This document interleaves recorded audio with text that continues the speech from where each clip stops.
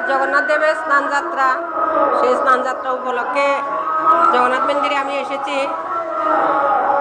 সব মহিলারাও এসেছে। এই পুরোহিত, আমার মেজবাসুর পুরোহিত, এখানে পূজাত বসেছেন।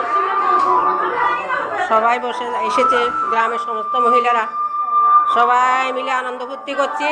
জগন্নাথের স্নানযাত্রাতে সবাই এনজয় করছে। দেখুন, সমস্ত মহিলারা সাড়া দিয়েছে।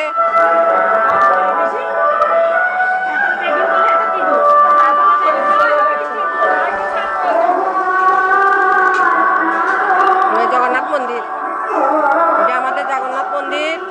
এই জগন্নাথ মন্দির আমরা সবাই এসেছি।